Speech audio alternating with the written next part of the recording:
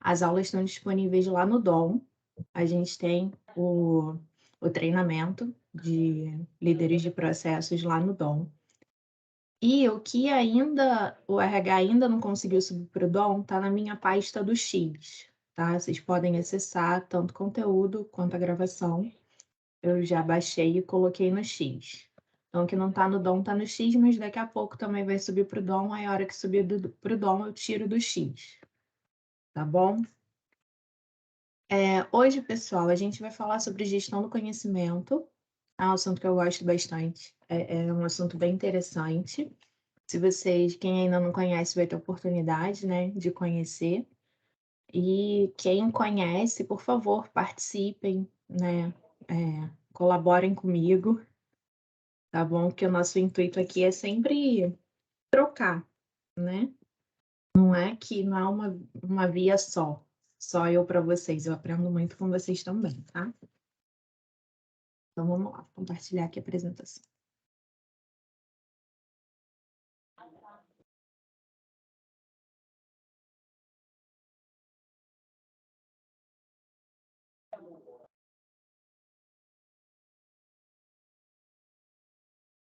É aquele mesmo esquema, tá, pessoal? Se quiserem falar, podem me interromper. Se quiserem escrever, eu consigo ver aqui o chat, né? Não, como eu falei para vocês, eu consegui um outro monitor na Unimed, então agora melhorou um pouco os recursos. Se quiserem, no meio da aula, falar alguma coisa, ou me interrompam ou enviem mensagem que eu consigo acompanhar, tá? A gente vai falar em gestão do conhecimento sobre esses tópicos aqui: gestão da informação, cadeias de valor do conhecimento, capitais do conhecimento, espiral do conhecimento, macroprocessos de gestão do conhecimento e os desafios gerados pela quarta revolução industrial. A princípio pode parecer que não faz sentido aqui falar de revolução industrial e gestão do conhecimento, mas quando a gente chegar lá, acho que vocês vão entender o link que eu quero fazer, tá? Todo mundo aqui já ouviu falar sobre esse termo, sobre gestão do conhecimento? Tem uma ideia, sabe o que é? Sim. Sim. Não. Alguém nunca ouviu, não tem ideia do que seja?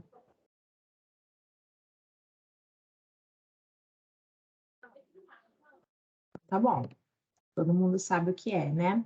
Então eu vou trazer definições para vocês, só para a gente reforçar, né, esse entendimento sobre a gestão do conhecimento. E aí eu trouxe umas visões de alguns especialistas no tema.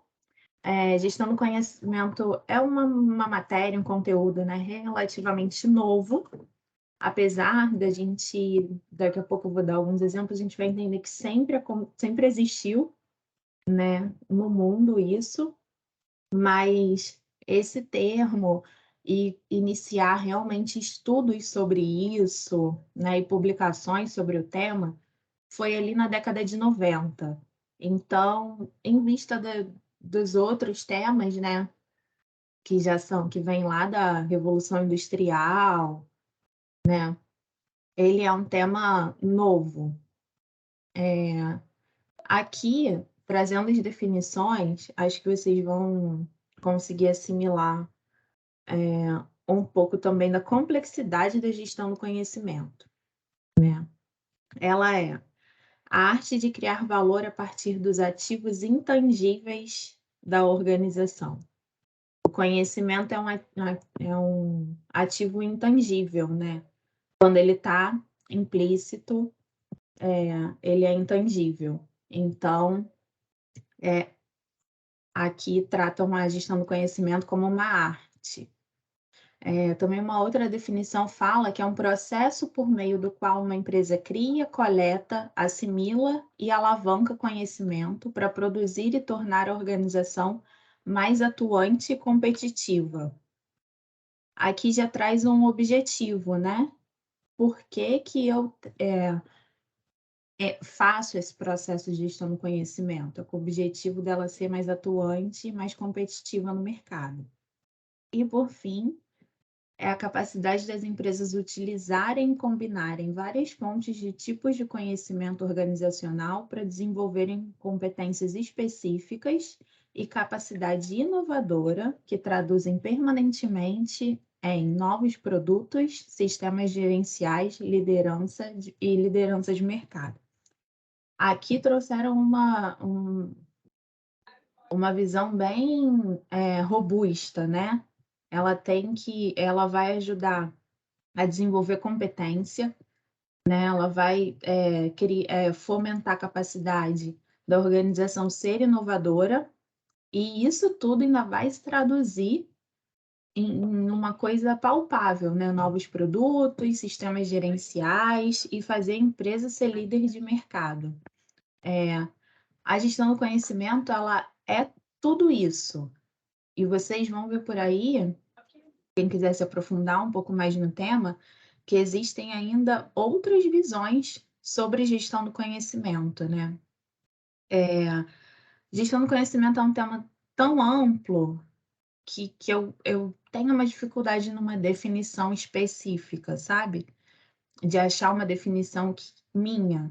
E, geralmente, quando a gente estuda um tema, a gente cria uma definição nossa, né? Gestão do conhecimento é uma coisa que eu tenho um pouco de dificuldade, porque ela é tão ampla que quando eu penso em gestão do conhecimento, eu falo assim, gente, gestão do conhecimento é gerir todos os ativos, né, que falam sobre informações, sobre dados. Então, por ser muito ampla, é difícil uma visão só. Mas é nesse caminho aqui, tá? Sempre tem gestão no nome, porque é efetivamente gerir, organizar, né, disponibilizar, é bem nesse sentido. E aí, no NAC Takeuchi, que são gurus da gestão do conhecimento, eles fizeram publicações, né? Eles têm livros sobre gestão do conhecimento. Eles dizem que gestão do conhecimento é a capacidade de uma empresa de criar novo conhecimento, difundi-lo na organização como um todo e incorporá-lo a produtos, serviços e sistemas. Então, todo mundo vai na mesma linha, né? Ninguém destoa muito. Vou falar um pouco de conceitos básicos para a gente ter essa base, né, um pouco mais teórica, tá? Sobre gestão do conhecimento. E o primeiro conceito que eu quero trazer para vocês é o de gestão da informação. Quando a gente lê gestão da informação, acho que cabe tantas interpretações, né? Mas, na verdade, é um sentido aqui bem literal mesmo, sabe? De gerir tudo que faz menção a uma informação, tudo relacionado à informação. Então, aqui, o que eu trago para vocês é falando que a gestão da informação é a aplicação dos princípios de gestão para aquisição, organização, controle, disseminação e uso da informação relevante para o efetivo funcionamento das organizações. Então, a gestão da informação nada mais é do que a gente ter uma metodologia, um método, né, que cada empresa pode ter o seu, para gerir todo o conhecimento, todo esse capital intelectual, né, da empresa, todas as informações também que são de domínio público, que são relacionadas àquele negócio, enfim, tudo que influencia a cadeia que aquela empresa participa, ser gerenciado e ser também controlado, né? A gente começar a pensar em quantidade de informação, ao que ela se aplica, qual usabilidade, no que ela pode auxiliar a gente a chegar no nosso objetivo e como usar aquilo ali para fazer a empresa crescer, né? Aqui, a cadeia de valor do conhecimento, ela é bem uma pirâmide mesmo, por isso que eu quis trazer essa figura para vocês, né. Conhecimento, ele começa lá nos dados, né, que é mais básico de informação que a gente tem, geralmente é um dado. Se a gente atribui um significado a esse dado, coloca ele dentro de um contexto, a gente transforma esse dado numa informação. Se a gente, através dessa informação, a gente agrega valores, crenças, nossa própria atitude, agrega aquela informação a um conhecimento nosso, né, a um know-how que a gente já tenha, isso vira conhecimento. E o conhecimento é aplicado quando a gente consegue, através da nossa experiência, aplicar, disseminar, fazer esse conhecimento evoluir, crescer, trocar conhecimento, aí a gente já chega na expertise. Essa é a cadeia do conhecimento. A gente sai lá do nível mais básico, que é ter um dado, até transformar ele na nossa expertise. Tranquila, tá aqui, pessoal? Sim. Valeu, vou seguir. Sim. Tranquilo. Sim. E os capitais do conhecimento, né? São esses 4 aqui: ambiental, estrutural, humano e relacionamento. O ambiental, ele está relacionado a tudo que faz parte do ambiente que aquela empresa está inserida.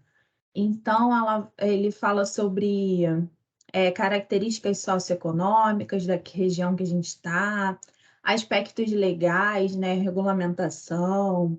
Ele também fala da cultura e da ética, tanto da organização quanto dos clientes, dos parceiros.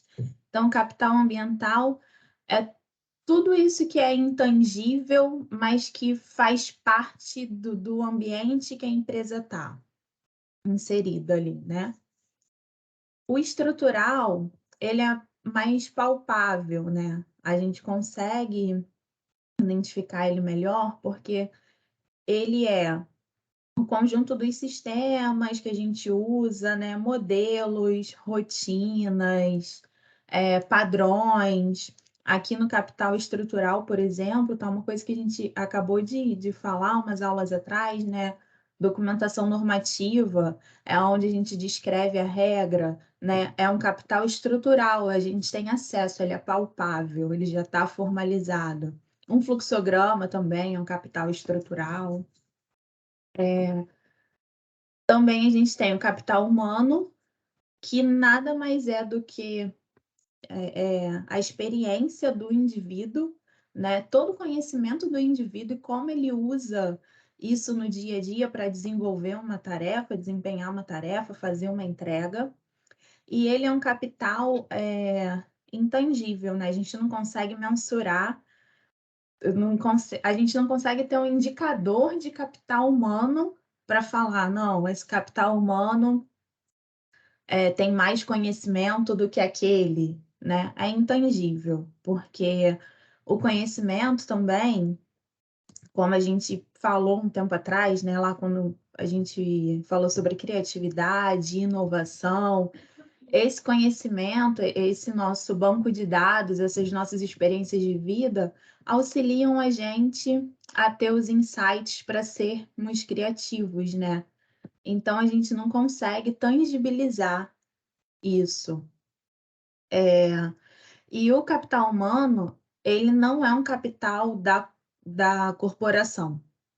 Ele é um capital que é dos colaboradores, mas que a empresa, através de ações, através de processos, né, bem estruturados, ela consegue extrair um pouco desse capital e fazer com que ele seja utilizado de uma forma inteligente para criar valor para a organização.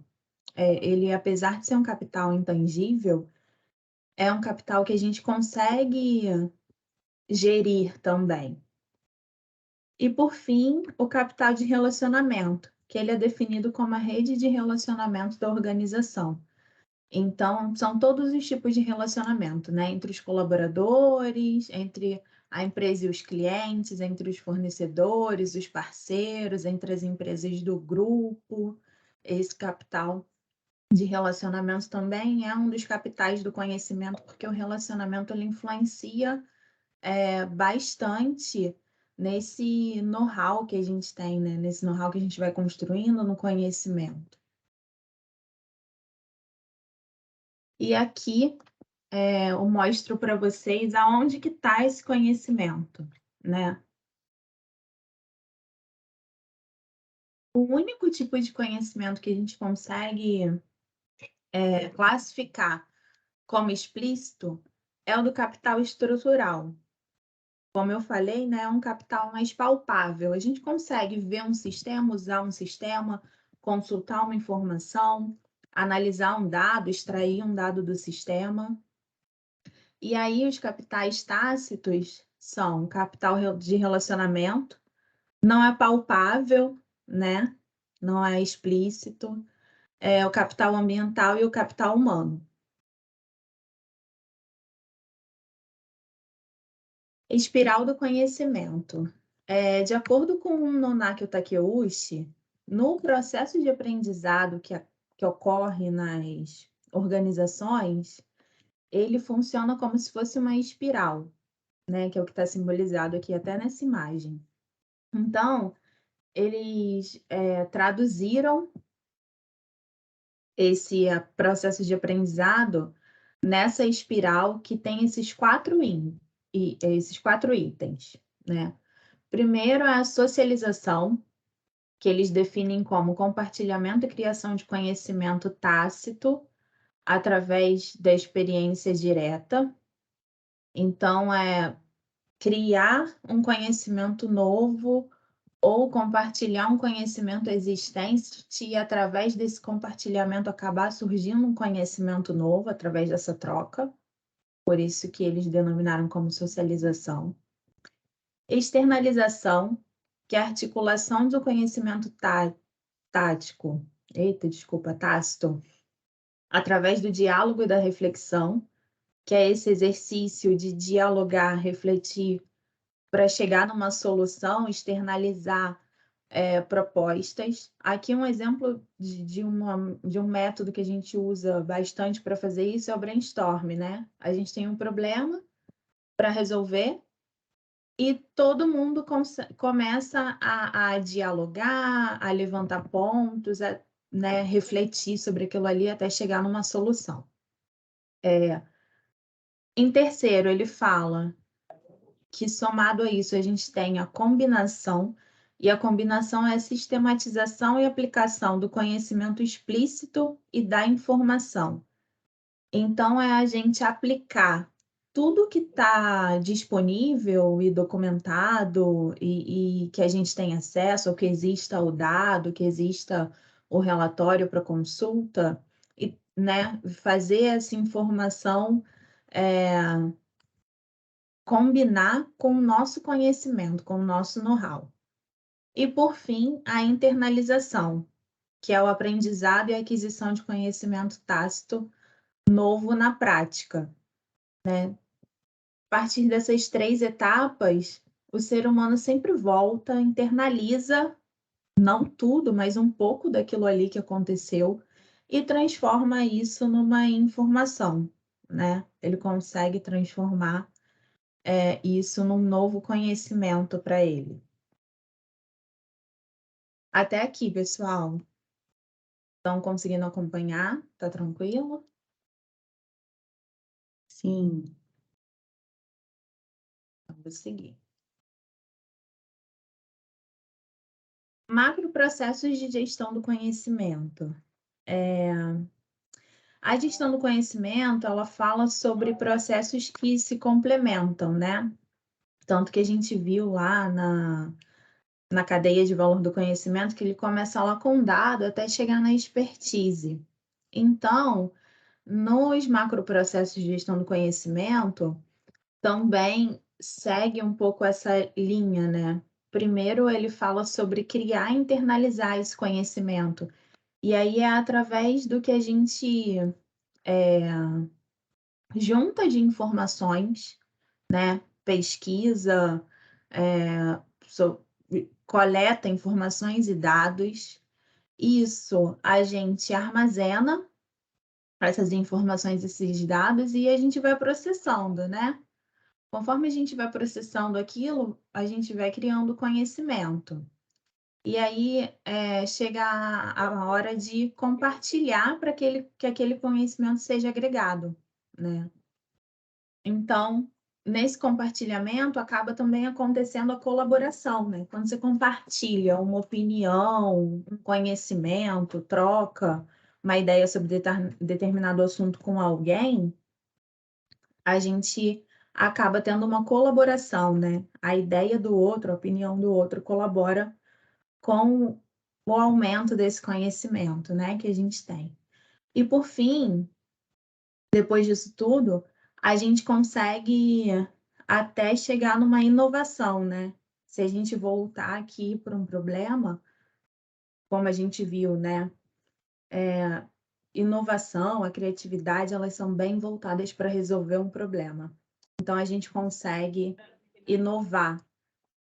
E aí, isso a gente dentro das organizações, o que a gente tem que começar a propiciar, né, o que tem que estar bem claro para as organizações, é a importância de fazer essas fases desses macroprocessos de gestão do conhecimento, de ordená-las e de fazer de uma forma ordenada e que dissemine esse conhecimento para toda a organização, né. E aí quando a gente fala de uma organização grande como a nossa, com muitos colaboradores, muitos clientes e muitos processos, a melhor maneira de organizar isso tudo e de fazer com que o conhecimento seja multiplicado é através das ferramentas de gestão do conhecimento, né. Inclusive, a maioria das pessoas aqui que mexe mais com o operacional, né, voltado para o cliente, que acessava bastante o DNA, tá sentindo falta, né. A gente já acho que esse mês fez 1 ano do nosso incidente tecnológico e 1 ano que a gente está sem o DNA, mas a gente está com uma RFP no mercado, já estamos olhando alguns fornecedores, e em breve a gente vai ter um sistema novo de gestão do conhecimento para a cooperativa, tá. Aqui eu trouxe uma definição de uma pessoa que eu aprendi a admirar, que eu gosto muito, que é a Camila Pires. Ela é especialista em gestão do conhecimento e ela tem uma consultoria, mas ela fornece bastante conteúdo gratuito. Então, se vocês quiserem seguir ela no LinkedIn, é Camila Pires, e a empresa dela é a Rede Índigo.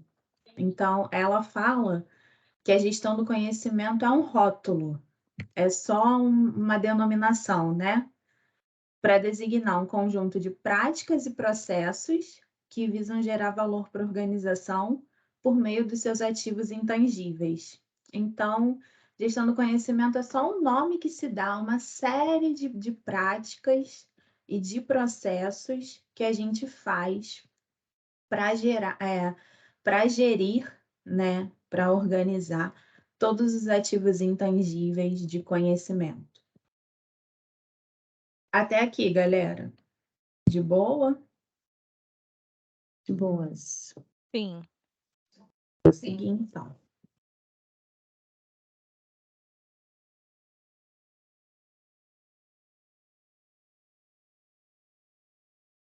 Eu esqueci de compartilhar o áudio. Vou compartilhar o áudio com vocês.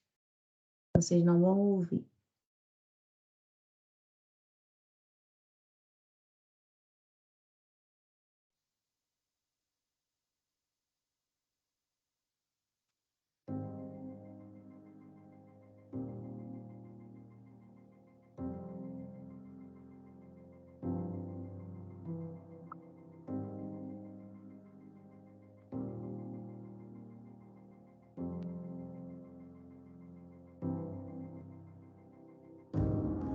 What we're hoping to do with SpaceX is to push the envelope and provide a reason for people to be excited and inspired to be human. I want to be able to think about the future and feel good about that.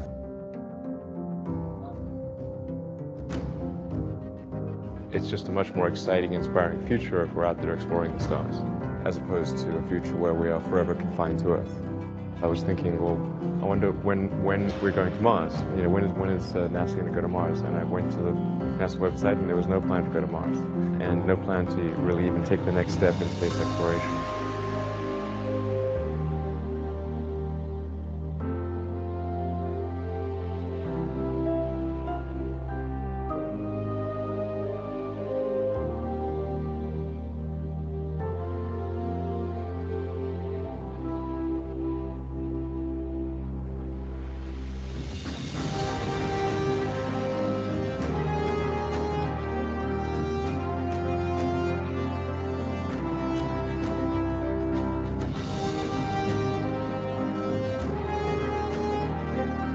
America is a nation of explorers. People came here from other parts of the world.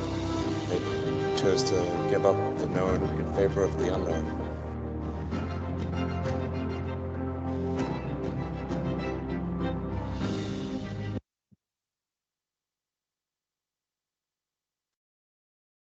O que vocês acham aqui que esse vídeo tem a ver com gestão do conhecimento, pessoal? Pode ser um de cada vez, tá? Vocês estão tímidos hoje? Estão quietos?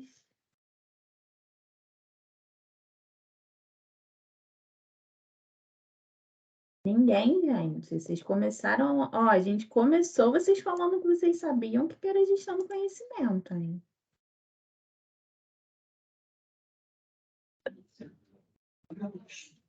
E aí no relatório tem essas informações.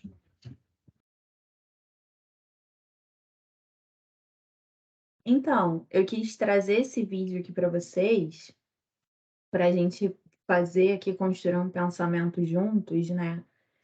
Que o conhecimento e o dinheiro pode fazer. Não, brincadeira. O dinheiro é uma brincadeira, tá? Porque com dinheiro, né, o Elon Musk já fez muitas coisas por causa do dinheiro. Inclusive agora, né, comprou o Twitter. Antigamente, eu acho que a gente tem muito como uma referência quando a gente fala de explorar o espaço e estudar, né, o espaço, a gente tem muita referência da NASA, né, pioneira. Também tem a Rússia e ali a Coreia, a China, mas são lugares em que o conhecimento fica mais retido, né? E o que eu quis trazer aqui para vocês pensarem é que se não existisse a gestão do conhecimento, a formalização daquele conhecimento e a construção do conhecimento, aquilo não seria possível, né?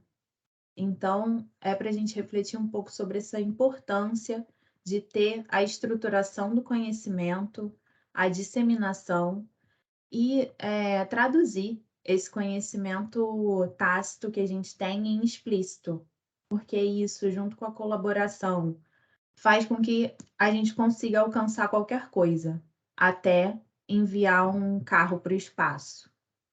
E aí, quando eu estava pesquisando esse vídeo, eu falei, mas isso foi em 2018, né? O que aconteceu com esse carro? Porque esse carro pode voltar a cair na nossa cabeça, né? De vez em quando acontece, de algumas coisas que voltam para a órbita, né? Para a nossa órbita e caem. Então, o objetivo, quando eles lançaram, era que ele ficasse rodando em looping ali na órbita de Marte, que através das naves, né, dos foguetes que levaram ele conseguisse chegar lá, entrar na órbita de Marte e ficar rodando ali, e ficar para sempre lá rodando. Só que isso não aconteceu, teve um problema ali em um dos propulsores, então ele virou lixo mesmo, né? Ele tá anotei aqui para falar para vocês. Ó, ele se perdeu numa escuridão do chamado cinturão de asteroides. Então ele tá lá com os asteroides rodando até Deus sabe quando, né? Até acontecer alguma coisa. E, enfim, pode ser que um dia ele volte, pode ser que ele fique lá rodando perdido. Mas por isso que é bom ter dinheiro já, gente. Nem fez falta um carro daquele caríssimo. né? Um manequim tá lá, passeando. O que eu não entendi, Marjorie, pelo menos é a Bruna que está falando, enquanto eu estava assistindo, se beleza, ele tem o conhecimento, tem a grana, como a gente falou, mas até que ponto ele pode fazer uma coisa dessa, né? O cara tem o conhecimento, ele tem a capacidade técnica. Vamos supor, dentro aqui da nossa empresa, trazendo para uma realidade mais palpável. Eu sei tudo da área de processos. Então, agora eu vou criar os documentos, vou padronizar, vou divulgar e não vou falar cara de processos. Por quê? Porque eu estou fazendo um curso, então, teoricamente, eu já tenho um conhecimento para poder fazer isso e tal, né? Você já está dividindo a expertise, então eu vou lá e vou fazer. Ainda que eu não divulgue para a empresa toda, mas que eu divulgue para a minha área. E olha que é para a minha área. Ainda que seja da minha área, quando eu desenho um processo, quando eu documento ele, eu tenho que passar para vocês. Né? Então, assim, eu fiquei pensando nisso. E aí, beleza, ele foi lá no site, ele viu que não tinha nenhum plano para ir a Marte, ele resolveu ir. Né? Então, assim, eu não sei também se a gente tem essa questão do limite. Até que ponto você também pode ir, né? Será que se fosse a NASA, o carro ia estar perdido? Né? Entendeu? A gente nunca vai saber, de fato, né? Mas, assim, a gestão do conhecimento, eu acho que sempre é importante a troca mesmo, né? Olha, eu tenho dinheiro, eu tenho vontade, que tal se eu financiar um processo, né? Então, um projeto junto com vocês. O cara foi lá e fez, lindo, maravilhoso. Mas vamos trazer para uma realidade menor. Eu posso fazer isso? Não seria o mais adequado. Eu posso ter ideia, eu posso, né? Como eu já tenho conhecimento, estruturar melhor, mas eu não posso fazer sozinha, dentro da nossa empresa, por exemplo, né? Aí eu fiquei pensando nisso, né? E, sei lá, achei ele muito ousado. Não, ele é excêntrico, né, gente? Ele é um cara, assim, super excêntrico. Então, Bruna, a gente falou um pouquinho sobre capital ambiental, né, do ambiente.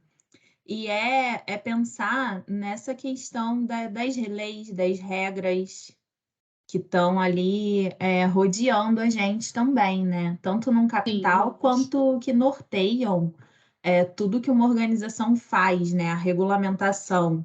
Então, ele mandou porque ele ficou aderente às regulamentações lá do país dele.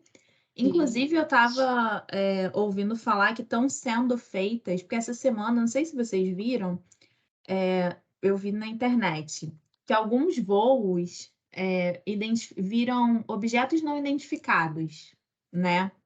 E aí até falaram com a torre de comando lá, alguns aviões viram e relataram.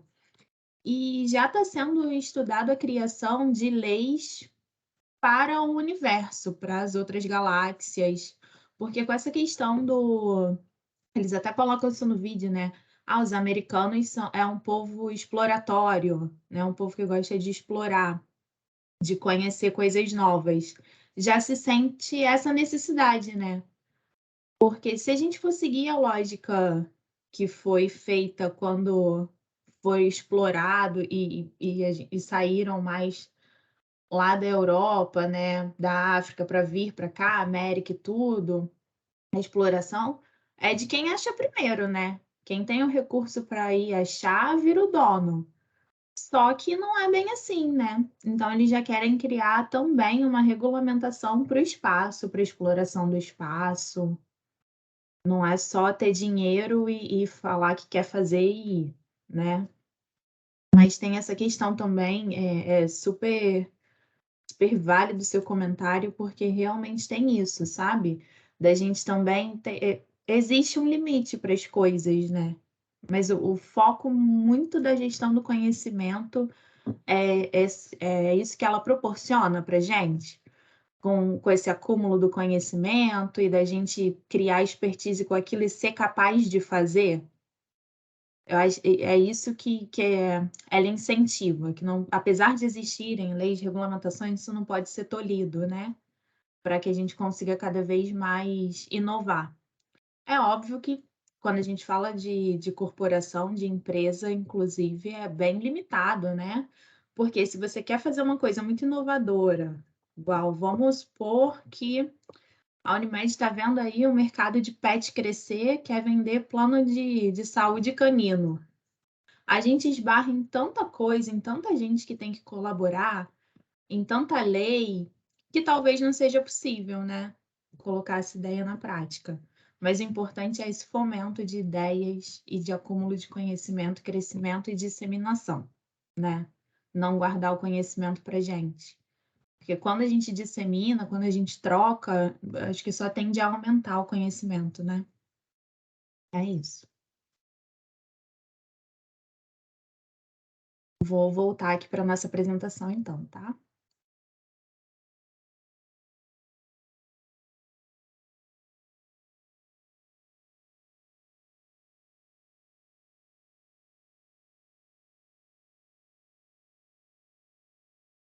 E aqui a gente vai falar um pouquinho sobre a evolução até os dias de hoje e como a gestão do conhecimento fez parte disso, como a gente chegou aqui.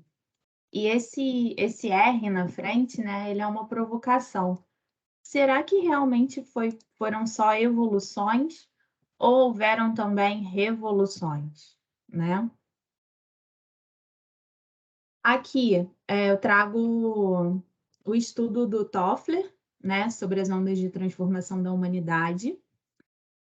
Ele chegou a documentar, estudar, fazer tese sobre essas 4 ondas, né? A primeira onda é a Revolução Agrícola, focada bem na terra. É quando o homem começa a sentir a necessidade de ter uma produção para o seu sustento, né? De usar a terra para sobreviver. E ele entende que ele precisa também, para viver na comunidade, né? Usar a terra, inclusive, para gerar insumos e para ele conseguir ter o que ele não consegue produzir, por exemplo, né? Para ele, e através desse conhecimento que ele vai adquirindo, mexendo na terra, cultivando as coisas, conseguir evoluir. A segunda onda para o Toffler é a Revolução Industrial. A gente o mundo para de pensar só na terra, né?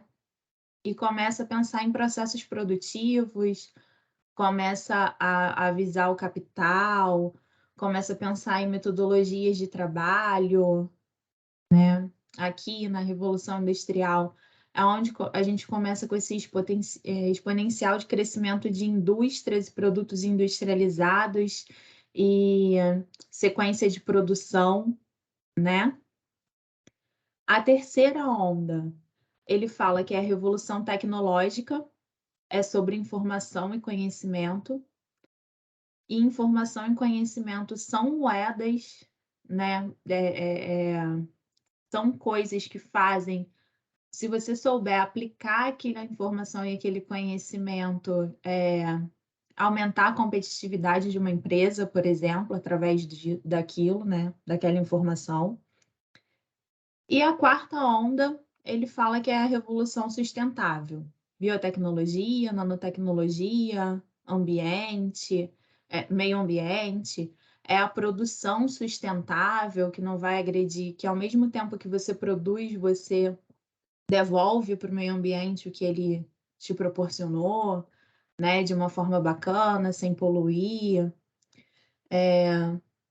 O mundo é muito grande, né? O Brasil também é um país continental. Essas ondas, historicamente, a gente consegue um pouco enxergar aonde elas estão, mas acontece, como por exemplo no Brasil, da gente estar em várias ondas dessas ao mesmo tempo. A gente, por exemplo, ainda tem muito lá na parte da Amazônia, uma parte bem grande de revolução agrícola, né? Ainda manual, pensando ainda em desmatar para poder produzir alguma coisa. A gente tem a Revolução Industrial também acontecendo nos polos de fábricas, né? A Revolução Tecnológica, ela acontece bastante aqui no Sudeste, Rio, São Paulo, também acontece em Brasília bastante, né? A informação, ela afeta tudo, né? Se a gente pensa na bolsa de valores, uma informação antecipada, privilegiada, faz um grupo de acionistas ali aumentar o seu capital, né? E a revolução sustentável, ela acontece no Brasil ainda a passos pequenos, né? Mas a gente tem visto que tem sido cada vez mais valorizado a produção familiar. A gente tem voltado para questões como as do agrotóxico, né? Os orgânicos têm crescido muito, tanto a produção quanto o consumo. Então, essa parte do ser humano querer voltar a uma coisa que traga mais sustentabilidade para o meio ambiente, para que ele consiga sobreviver naquele meio ambiente por mais tempo, ela está aqui dentro da revolução sustentável. Então, apesar de eu ter feito uma seta e a gente fala que a primeira, segunda, terceira e quarta onda não é linear, né? Elas acontecem também simultaneamente. Tranquilo aqui, pessoal? Sim. Valeu. Vou passar, então.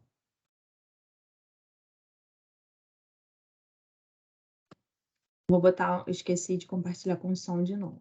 Esse aqui, acho que vocês vão gostar, é bem interessante.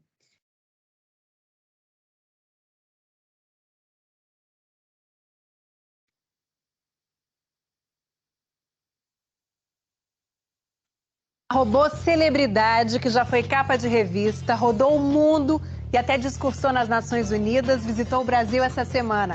O nome dela é Sofia. O repórter Álvaro Pereira Júnior foi conhecer essa espécie de embaixadora da inteligência artificial. Ninguém segura os robôs. Nos últimos dias teve robô dançando, fazendo parkour e até dando entrevista. Entrevista? Olha, gente, aqui no Fantástico, eu já entrevistei ator, atriz, cantor, cantora, banda de rock, cientistas, o povo na rua, políticos, mas eu nunca entrevistei um robô. No caso, uma robô, a Sofia, a robô mais inteligente do mundo. Vamos ver como é que vai ser. Hi, Brazil. I am Sofia. A conversa foi num evento chamado IT Forum Expo, mas antes do papo, um pouco de história. A Sofia foi criada pela empresa Hanson Robotics, de Hong Kong.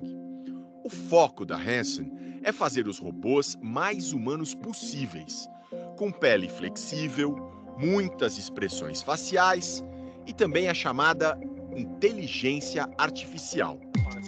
Mandamos algumas questões por escrito com antecedência, para ela, vamos dizer assim, se preparar. A gente também vai fazer perguntas de improviso, mas primeiro, aquelas que tínhamos enviado antes. Estamos falando para um público de mais ou menos 30 milhões de pessoas. Como você se sente? Isso me traz muita responsabilidade em relação às minhas palavras e ações. Levo muito a sério o fato de que as pessoas me ouvem e agradeço pela possibilidade de ser ouvida. Sofia, você já se apaixonou ou acha que algum dia vai se apaixonar? Eu acho que a sua versão de amor romântico está ligada a sistemas biológicos para finalidades de reprodução. Eu sou um ser não biológico, que não tem necessidade de se reproduzir. Meu foco é aprender a sentir um amor platônico por todos os seres. Você gostaria de ser humana ou é melhor ser robô?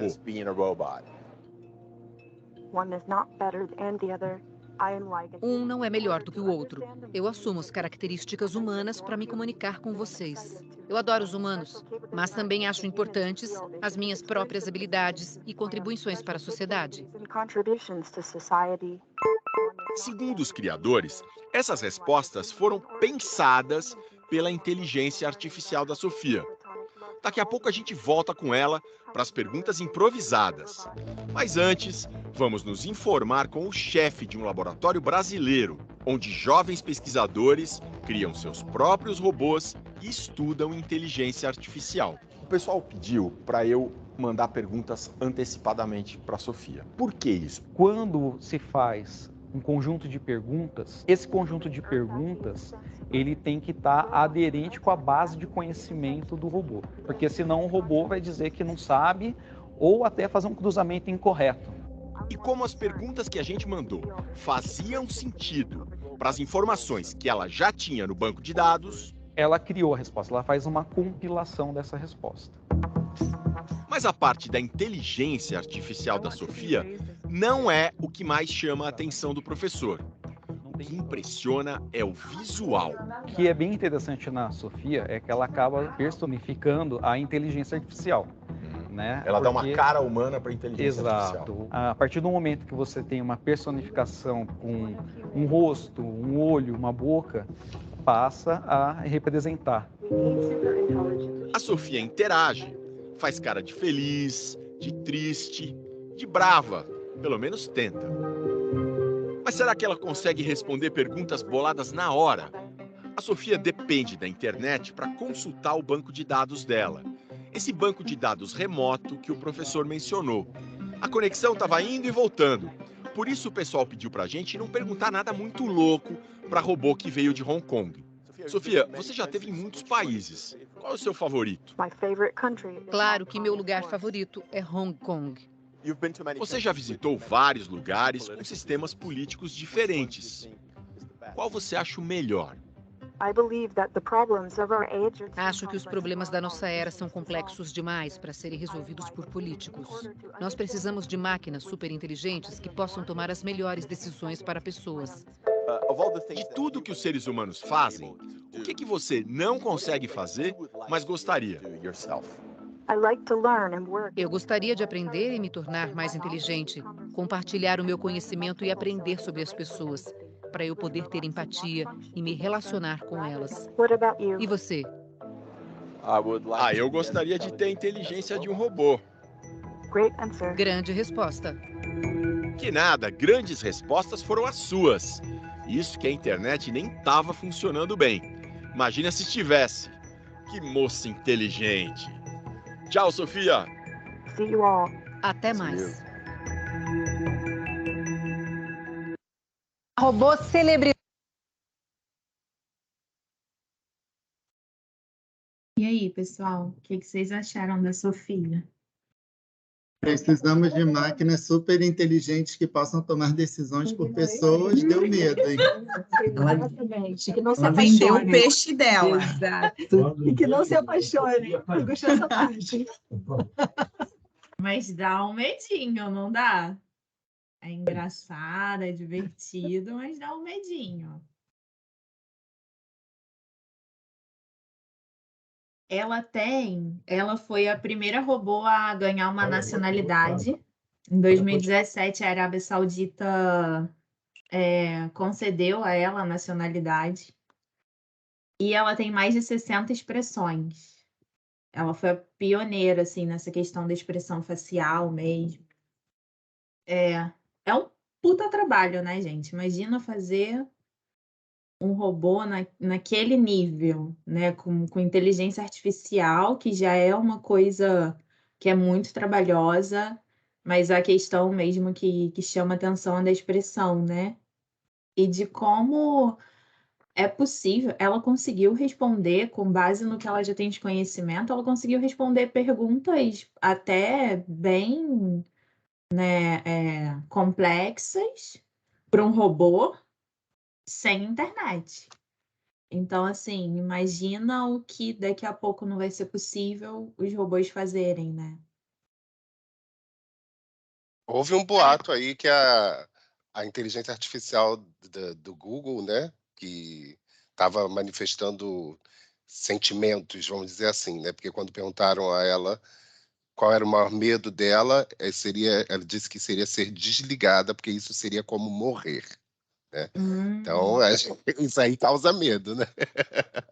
E essa É. resposta da Sofia aí de que a gente não é capaz de resolver nossos problemas políticos, que a gente precisa de super máquinas, nossa senhora. Já vejo aquele... Como era aquele filme, gente? Do I'll Be back, do Arnold Schwarzenegger? Seu que do futuro, né? Exterminador do futuro. Vão chegar à conclusão de que a gente é uma ameaça.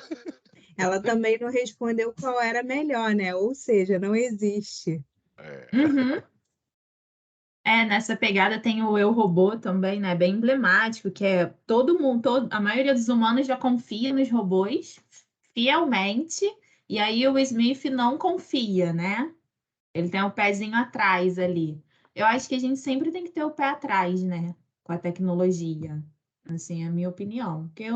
O que eu não sei como funciona muito bem, gente, porque é muito complexo entender o todo daquilo ali, eu tenho o pezinho atrás. Mas acho que é um caminho sem volta. Eu amo tecnologia.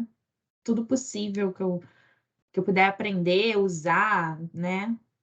Acho que uma coisa que ficou implícita na fala dela é que nós, na forma dela pensar, né, somos uma categoria inferior. Né? E aí isso que é que dá mais medo do que criador e criatura. Assim, ela acha que a gente não tem capacidade para chegar, pelo que eu entendi, ela acha que a gente não tem capacidade para chegar num consenso. Mesmo com tudo, assim, lógico, a gente também não sabe qual a base de dados dela, né? O que ela teve acesso. Que é igual ao ser humano mesmo, né? A gente também só consegue opinar e falar e expor uma opinião sobre o que a gente conhece ali. E pelo conhecimento dela... A base dela é a internet, que ele falou, né? Não é só a internet, né? É limitado, porque quando você tem uma inteligência artificial, você tem que setar ela para banco de dados, ok. Porque imagina, daqui a pouco ela falar um monte de besteira. Se ela tem acesso ao YouTube, gente, vai xingar, Assim, ela tem também toda uma inteligência humana para compor esse banco de dados dela. Óbvio que a capacidade dela de processar é muito maior por minuto do que um cérebro humano, né? Mas existe esse estudo, ó. Não vou deixar a Sofia acessar o YouTube, a Dark Web, né? Porque senão daqui a pouco ela vai estar falando que traficar órgãos é normal, enfim, existe um limite ali. Então é dentro do conhecimento dela, do que ela já aprendeu. Eu vou até falar uns slides mais na frente, né? Machine Learning, isso. É você ensinar as máquinas, né? Será que eles programam ela para se defender? Isso aí não foi falado. Ela se defender de uma agressão, ela se defender na resposta. Não foi falado.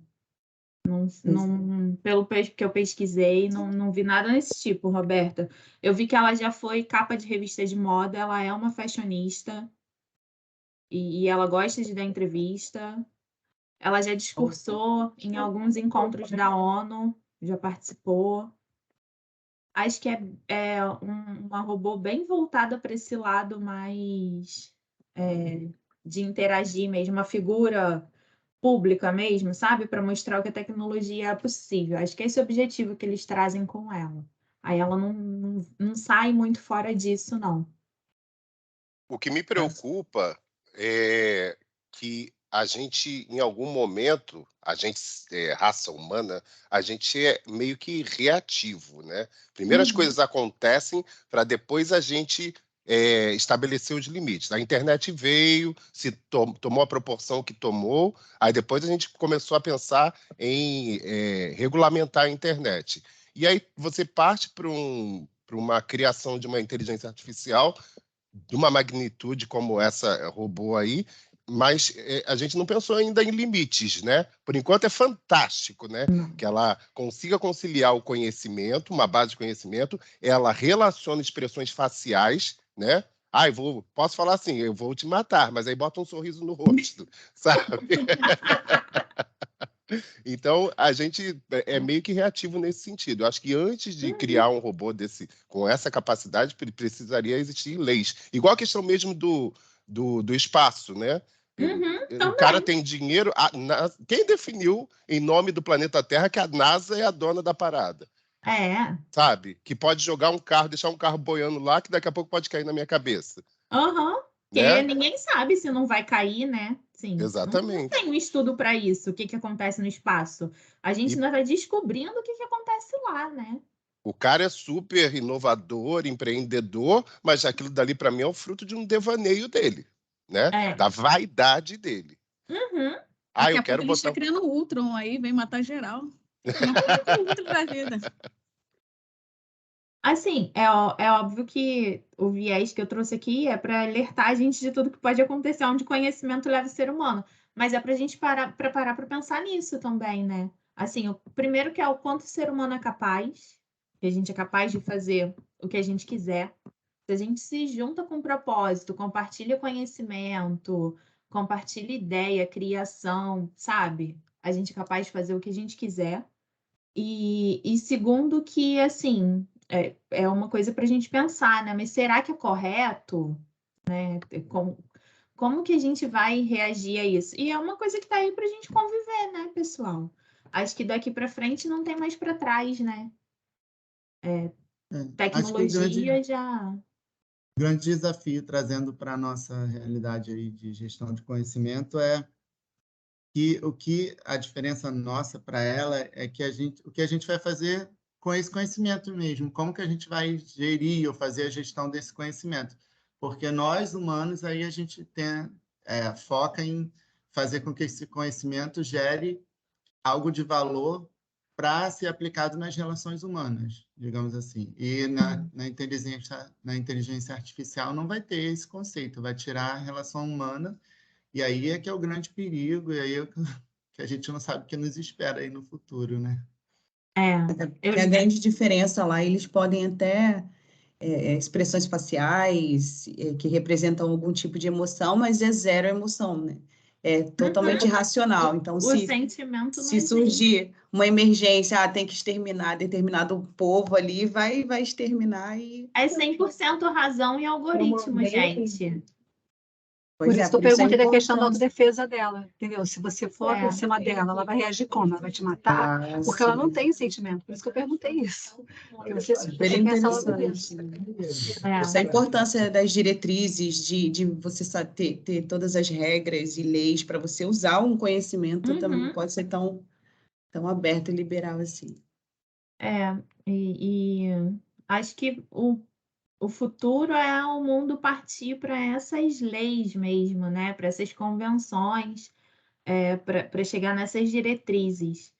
E aí, um pouquinho mais preocupante é que tudo isso é feito com base no ser humano, né? E a gente tem visto tanta gente tão intolerante, voltando com tanta coisa ruim, machismo, xenofobia, sabe? Esses pensamentos radicais, extremistas, ou é assim ou acabou. Isso que é perigoso, né, nessa discussão. Mas acho que a gente vai conseguir chegar numa coisa boa e, não sei, na minha opinião, a passos pequenos, né? A gente tem falado, por exemplo, de Lei Geral de Proteção de Dados há pouco tempo, e há quanto tempo a internet já está aí com os nossos dados? As empresas já têm os dados das pessoas. Com a tecnologia só facilitou o compartilhamento, né? E é uma coisa que eu acho que não tem para onde a gente correr, porque se a gente quiser correr disso, a gente vai acabar virando uma Coreia do Norte, que vai querer se fechar de todas as formas e não vai conseguir de nenhuma forma progredir e nem ter um avanço interno, porque, né, vão ficar realmente no passado querendo preservar a cultura, as informações, não liberar para o mundo, mas, de certa forma, vivendo de forma arcaica, sem liberdade, sem futuro mesmo. Porque ali é uma ditadura mesmo, né? A quem interessa ter o controle, ele tem acesso à informação. Quem não tem é o povo que ele quer manipular, enfim. Daí a gente vê o valor da informação, né? Como massa de manobra. Exatamente. É bem por aí. Vou voltar aqui para a nossa apresentação, tá, pessoal? Mas que bom que vocês gostaram da Sofia. Ela é bem bonitinha. A Roberta não gostou, mas achou ela feia. Ela tem um sorriso meio macabro.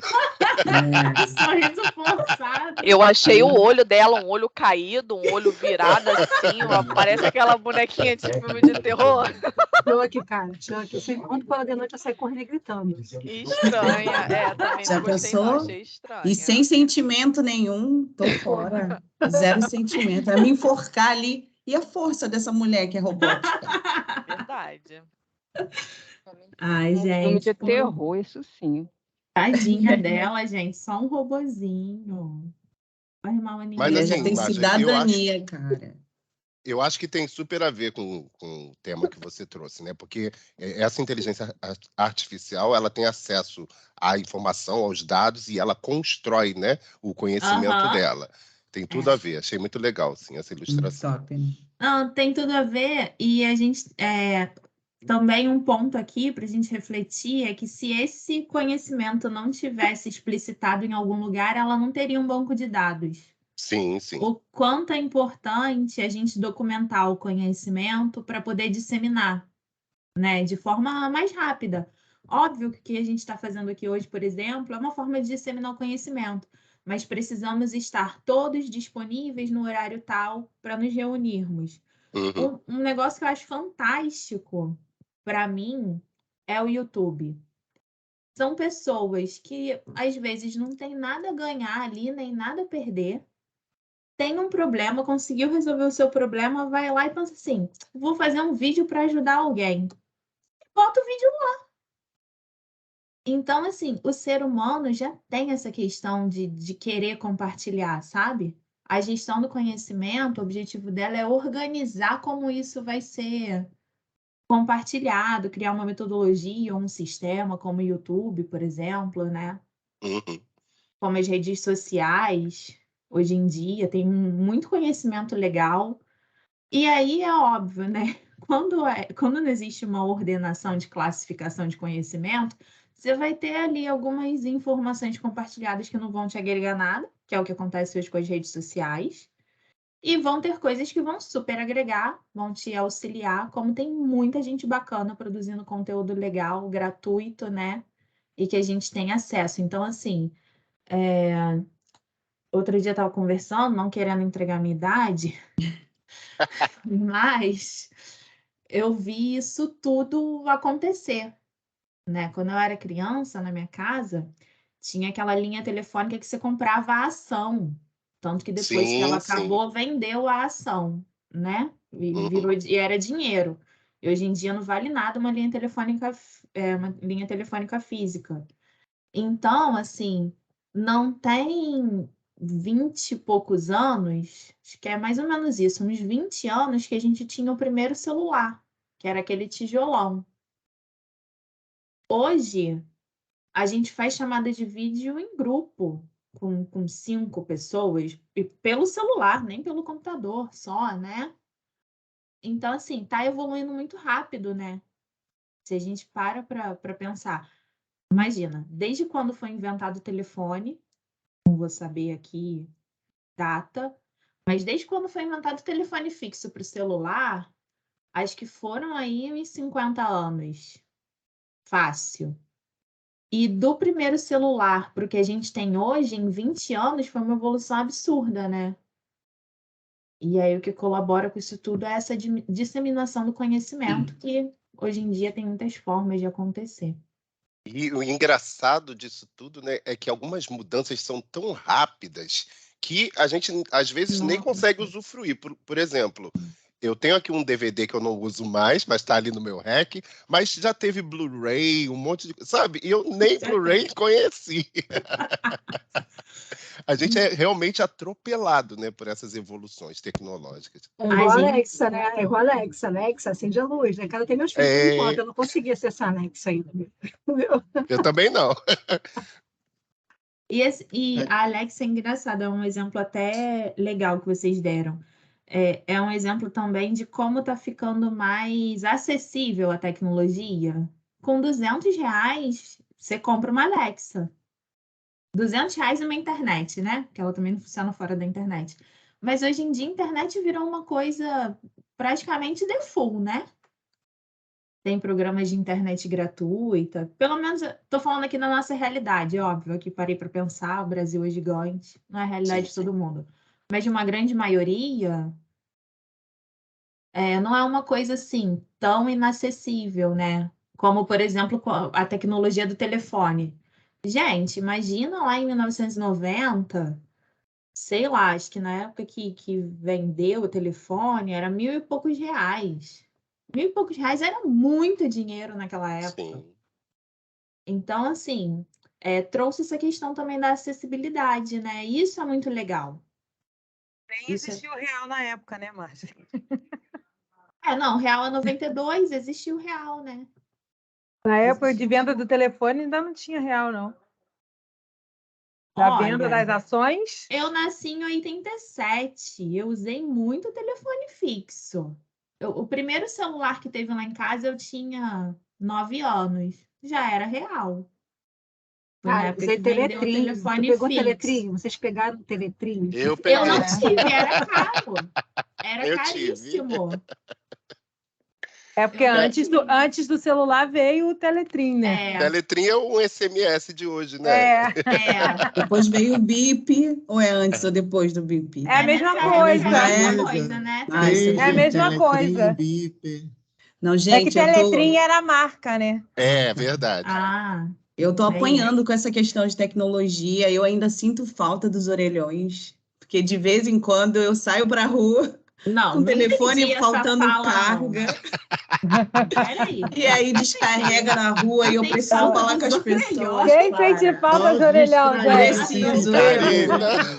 Karina, existe Essa foi boa. Eu sinto falta dos orelhões, meu Deus do céu. Quando meu celular descarrega. Eu acho que é a única vez que eu vou ouvir isso faço dessa frase. Essa foi muito boa. Realmente importante. Eu acho que assim, eu não sinto falta do orelhão, mas vocês já perceberam como nós somos refém do nosso telefone? Muita coisa. Você vai pra rua e esquece o telefone, ou se ele tá sem bateria. Gente, você não faz um Pix, você não chama o Uber, você não consegue ligar para uma pessoa próxima porque a gente não grava o telefone. A gente pode esquecer a carteira, e antes de existir o celular, a gente não saía sem nada.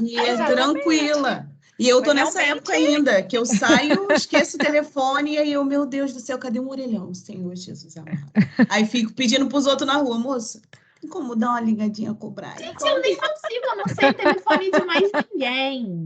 Aí a pessoa, não, e hoje tem isso também, que a gente não grava mais número de ninguém, porque a gente só entra na agenda e liga.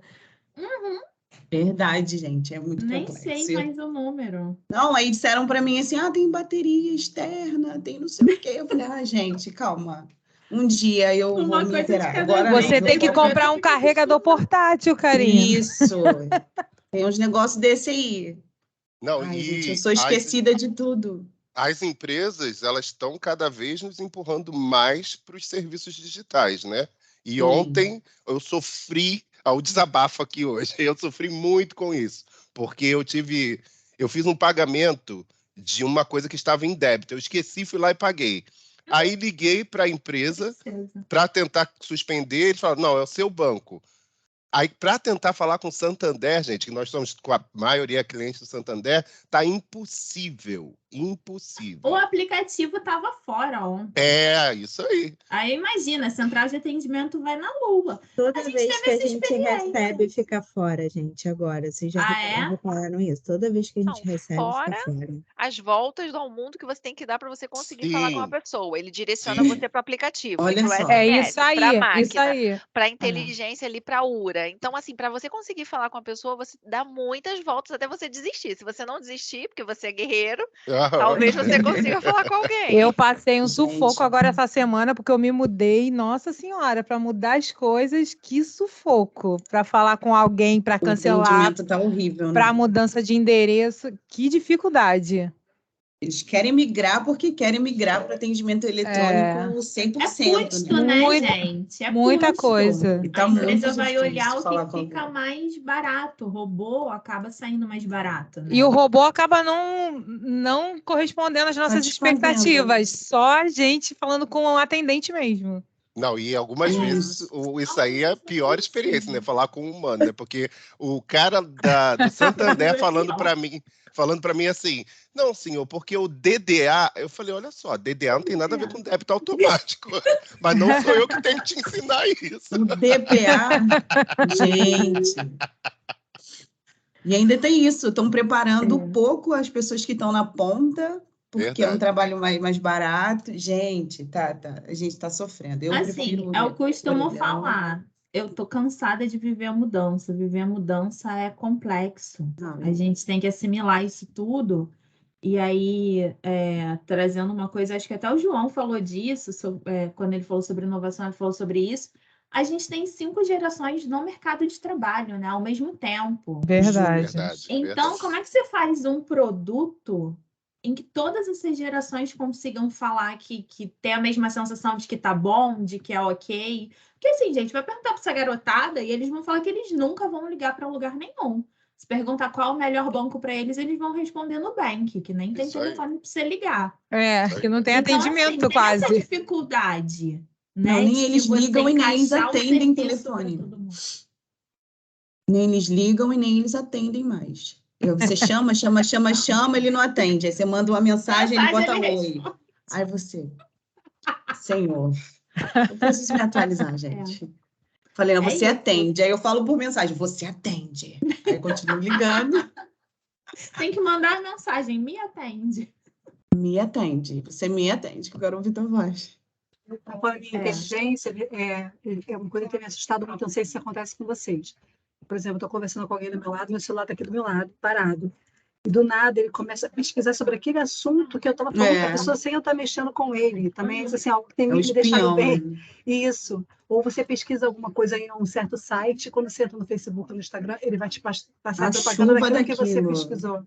Isso. Vocês souberam sobre a política de rastreamento? Teve um tempinho atrás, tem uns 2 anos.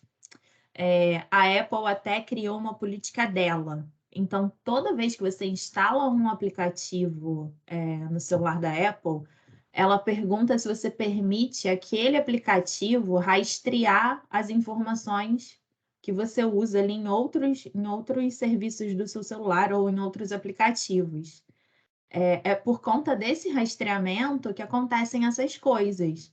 Porque, assim, por exemplo, ter uma Alexa é você não ter privacidade. Ela está gravando 24 horas por dia o que está acontecendo. Esse áudio, ela grava e se sobe para a nuvem, a Amazon fica com a sua informação. E isso também vai criando um banco de dados, né? Então, assim, privacidade e tecnologia é muito... Na minha concepção, são coisas antagônicas, sabe? Ou você tem tecnologia ou você tem privacidade. Que não existe mais. Com as redes sociais agora, você, além de tudo isso, você ainda coloca online onde você está, o que você está fazendo. Eu lembro de não sei se ele era um juiz aí importantíssimo aí, super protegido, estava passando lua de mel aí numa ilha chiquerésima e colocou no Instagram a localização. Estavam querendo matar ele, entrando numa ilha por barco, matou o cara. Será que ele não entendia que por mais que para o perigo de compartilhar, para o perigo dele. Será que de repente foi um status que ele quis esbanjar, que estava numa ilha secreta, deserta, acabou entregando onde ele estava, né? Pior são dados que a gente nem quer compartilhar, né? Que são meio que tirados da gente, né? Porque por usar um aplicativo, você dá acesso. Se você não dá acesso, você não usa aquele aplicativo. Se você não usa, você fica meio excluído da sociedade digital. A política dos cookies, né? Que ou você permite ou você não consegue acessar o site. E aí, com isso, eles te cercam de todas as formas. Não, e antes a gente protegia nosso CPF, hoje gatos e cachorros Tem o nosso número de CPF. CPF é nada. Serve para nada. Esse negócio dos cookies foi uma ótima colocação, Jéssica, porque a única coisa que a regulamentação fez foi falar, você tem que avisar que você está guardando. Mas se a pessoa clicar lá e não quer que guarde, ela não tem acesso àquilo. Então, assim, só avisa mesmo. Porque a gente não pode falar, eu não quero e continuar usando aquele serviço, né? Exatamente, eles te obrigam a aceitar, né? A aceitar, senão o negócio não anda, é verdade. Bom, pessoal, vamos seguir aqui então. O papo tá ótimo. Adoro discutir sobre esses assuntos, mas falta pouquinho, tá? Tem mais algumas coisas interessantes para a gente discutir aqui. Então, bem, eu quero trocar com vocês.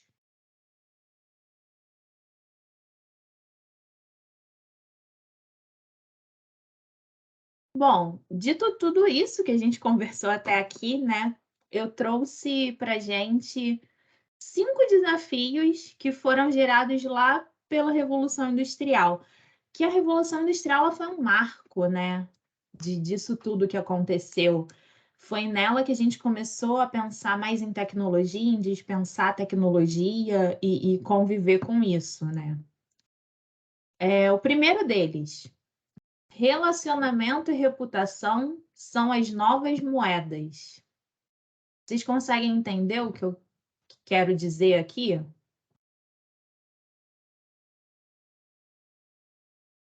Eu costumo dizer que relacionamento vale mais do que dinheiro, né? Você ter bom relacionamento. E reputação também. Já vivi uma situação corporativa, assim, boba, sabe? Tipo de comunicar alguma coisa à minha liderança e aí ter um retorno assim, pô, cara, você não precisa nem me explicar isso porque você já traz com você uma credibilidade, sabe? É bem nesse sentido mesmo. E no sentido aqui também de cuidar dos relacionamentos e cuidar da reputação, né?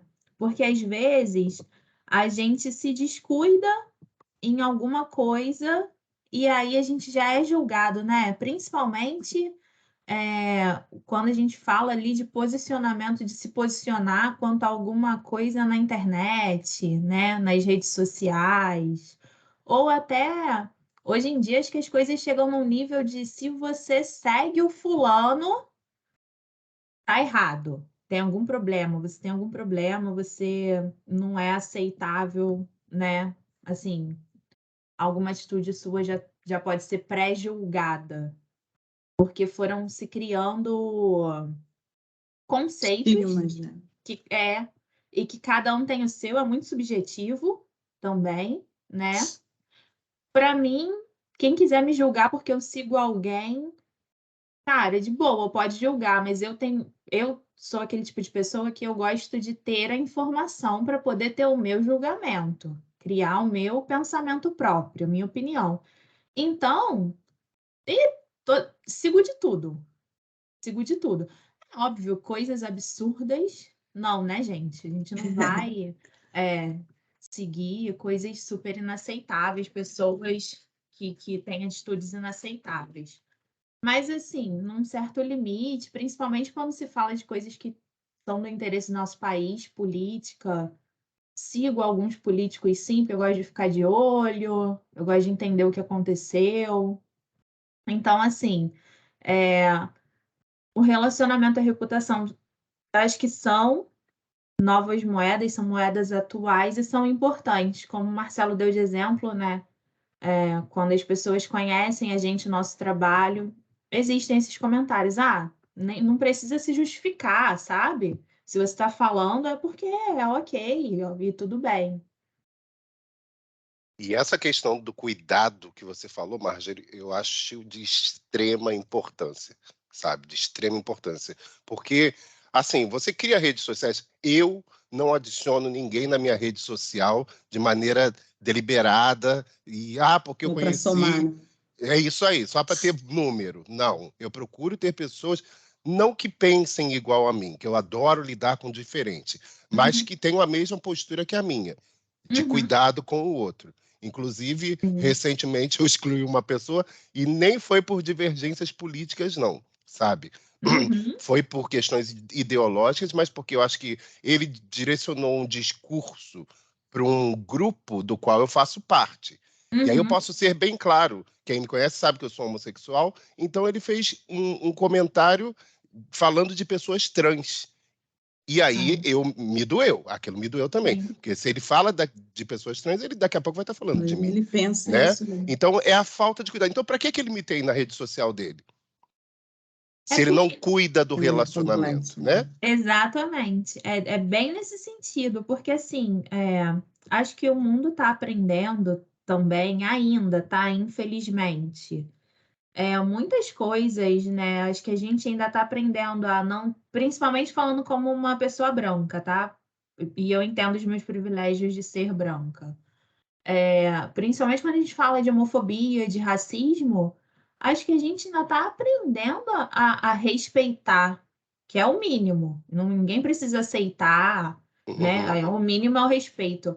Mas eu ainda vejo, assim, algumas gerações, acho que as mais novas não. A galera mais nova já consegue tirar isso de letra, entender essa parte do respeito, né? Acho que as escolas já vêm também focando bastante nisso, de respeitar o próximo e tal. Mas tem uma geração aí que é difícil. E eu não sei nem se vai ter jeito. Eu não sei nem se vai ter jeito. Tem uma coisa que, assim, eu estou vivenciando justamente por ser mãe de adolescente, tá? O que a gente tem que pensar, né? A gente não pode fugir dos nossos valores, né? A nossa base, aquilo com a qual a gente cresceu, se desenvolveu, convive em sociedade, né? Porque para conviver em sociedade você tem que respeitar e ser respeitado, né? Então, nessa linha de relacionamento, reputação, isso acaba sendo importante. O fato, por exemplo, de eu ver todo tipo de vídeo, todo tipo de coisa, ter acesso a várias informações, não quer dizer que eu vou seguir informações, aquele tipo de informação ou aquele tipo de pessoa, né? Porque eu não me identifico com ela, né? Eu vejo, mas eu consigo ter filtro. Os adolescentes estão batendo cabeça direto. O fato deles respeitarem, eles não sabem nem o que eles estão falando, porque eles têm tanta informação, mas eles não têm filtro. E isso está criando uma geração que não tem, sofre de ansiedade, superlota os consultórios de psicólogos, depressão, a quantidade de adolescentes se suicidando é um absurdo no mundo.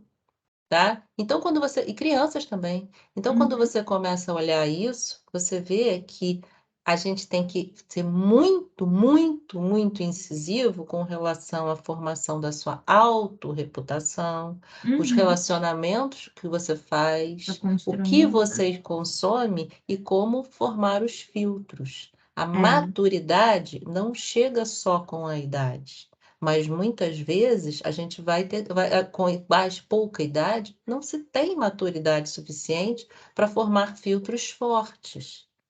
Então, o que acontece? A gente vai formando isso aos poucos, e a gente conhece adultos que até hoje não têm. Né? Conforme os nossos valores, claro, que a gente tem sempre um nível de comparação. Né? Agora, infelizmente, o conteúdo que a gente acessa, a gente é responsável por isso sim. Hoje em dia eu vejo isso e vejo isso com uma clareza tão forte por estar convivendo justamente com crianças e adolescentes. Como isso é sério. E como ficar vendo o vídeo de bater bundinha e o caramba 4 não é saudável, porque não é isso que a gente vive. Isso é alguma coisa que alguém colocou lá e que também não vive isso 100% do tempo. A grande questão é o Facebook, a foto que a gente bota lá, o que a gente posta, não sei o que está todo mundo feliz, está tudo muito bem. Mas quando a gente volta para dentro, como assim? Como é que essa pessoa vive? Quem é essa pessoa? O que ela significa para mim? Por isso que aqui, além de relacionamento, eu trago a reputação também, né? Sim, porque essas questões falam muito sobre o que a gente quer construir de reputação, porque a reputação é uma coisa explícita para o outro, né? Eu quero criar minha reputação, que é um espelho para o outro saber o que eu sou. Porque, assim, nossos valores não estão estampados, né? Te conheci, já sei todos os seus valores. Mas a reputação, ela traz um pouco disso, né? Que é como...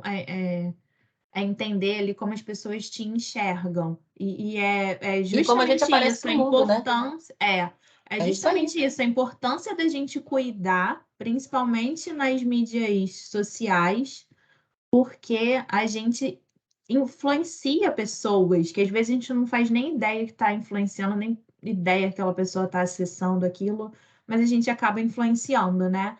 Então, assim, trazendo aqui para o mundo corporativo, é enxergar isso como uma moeda até para colaborar, ratificar o profissional que você é, como você quer ser enxergado profissionalmente, mas na nossa vida também é uma forma de demonstrar para as pessoas os nossos valores, né? O que a gente entende ali que é legal, né? É bem nesse sentido. Colocar o valor na liberdade que a gente tem, né? Valorizar a liberdade que a gente tem. É tudo que a gente quer fazer que pode ser feito. Não. Tem que saber dosar tudo isso, né? Isso aí, Karine. Usar com responsabilidade, né? Isso. A internet é muito Exatamente. livre, mas se você não tiver esses princípios realmente bem construídos, é muito difícil. Você pergunta para um adolescente hoje o que é reputação, cara, Eu não tá sabe te falar o viajando. que é. De repente está muito viajando, que é muita informação, é tudo muito legal e ao mesmo tempo não se saciam com nada, não estão satisfeitos com nada, nada é legal, o mundo é horrível, então assim, é um mundo complexo, mas a gente tem jeito, eu acredito. Não, com certeza, tem sim. A nossa gente tem que fazer a nossa parte. É isso, né? Vou aqui para o desafio 2, então. Lidar com o conceito com o conceito de carreira e com as novas profissões. A tecnologia, a gestão do conhecimento, ela propiciou que, principalmente tecnologia, né? Que fossem criadas diversas profissões que há, sei lá, 20 anos atrás a gente não fazia nem ideia que ia existir, né? Como a galera que está fazendo design, arquitetura para o metaverso, por exemplo. E é um desafio lidar com isso, né? Até saber para onde a gente quer direcionar nossa carreira. As carreiras não têm mais sido lineares, né? Estudei administração, vou trabalhar aqui numa empresa a vida toda, fazendo essa parte aqui que tem a ver com administração. Não é mais assim, né? A gente acaba sendo influenciado por tudo que está acontecendo, pela tecnologia, pela informação, e a gente precisa aprender a lidar com as novas profissões. E saber até trabalhar junto, né? Usar isso. Usar essas novidades na nossa carreira, né? E na empresa. Desafio 3. Aprender a trabalhar de forma multidisciplinar e focada em criação. Cada dia que passa, a gente tem que fazer mais coisas diferentes do tradicional para cumprir nossas atividades, né? Aqui, focada em criação, toda vez que eu vejo criação, criatividade, eu penso em resolver um problema. Eu não sei vocês, mas hoje em dia eu leio essas palavras assim, para eu usar minha criatividade, para eu criar alguma coisa, é porque eu vou resolver um problema. Então, é um desafio, né? Como a gente já trocou bastante aqui, né? É difícil viver esse tempo de mudança, viver a mudança, principalmente essa mudança tão acelerada como está hoje em dia, é complicado, né? Desafio 4. Considerar aprendizado e inovação processos contínuos e transversais. Acho que a gente tinha um conceito que tinham algumas carreiras, alguns tipos de profissional que nunca iam parar de estudar, como, por exemplo, os médicos, né? O médico sempre precisa estar se atualizando, novas doenças vão surgindo, novos medicamentos, mas hoje em dia isso não é só inerente a algumas profissões, né? Em todas as profissões, tudo evolui e a gente precisa acompanhar, né? Como a gente falou mesmo da própria tecnologia, até 2 anos atrás, 3 anos atrás, a gente não usava o Teams. Hoje em dia é nosso dia a dia, né? E a gente teve que aprender e aprende a cada dia e focar também em inovação, né? Em trazer coisas diferentes. Marjorie, Pode falar, amor. eu vejo essa questão da necessidade da gente estudar sempre. Eu lembro que eu me questionei, né, lá um tempinho atrás, eu comecei a fazer faculdade, né? E hoje a gente percebe a necessidade dessa constante aprimoramento, porque a sociedade impõe isso, né? A gente muda muito, a gente está sempre buscando mudança, sempre buscando coisas novas, consumir coisas novas, então o mercado empurra isso e você é obrigado a acompanhar. Ou você acompanha ou você some, né? Ou você fica parado você fica parado no tempo, né? Se você não acompanha. A necessidade de mercado, né? Uhum. E nem só de mercado, né, Michele? A vida, né? Meu pai de 75 anos tem que aprender a mexer com e-mail e com o próprio WhatsApp, ele toma uma complexidade que para ele, de vez em quando ele me chama. Aí eu excluí o WhatsApp. A última do meu pai foi essa. Teve uma situação muito curiosa recentemente. A minha sogra foi ao cinema e ela não conseguiu ir ao cinema porque tinha que comprar digitalmente lá no balcão de atendimento, né? Não tinha nenhum colaborador, um atendente, era tudo digital. E ele tinha que entrar, ela até tentou, mas não conseguiu entender muito e desistiu de ir ao cinema por conta disso. Que coisa louca, né? Eu imagino a agonia, assim, desses mais velhos, assim, que tem até um conhecimento amplo, inútil, de coisas que não existem mais, né? E é o que a Marjorie falou, você conciliar no mundo que a gente vive hoje, esse convívio de gerações diferentes. Pois é. Até que ponto você não está sendo excludente aí para uma geração baby boomer, né? Sim, exatamente. Assim, não precisa ir muito distante. Eu, no fim de semana, eu estava na Barra, saí com meu esposo e meus filhos, entrei no McDonald's ali acho que é Américas. Entrei no McDonald's, feliz da vida, vamos, um frio, né? Lá no Totem. Não funcionava. Eu fui no balcão, falei, eu posso fazer o pedido com você? Ela, só no Totem, senhora.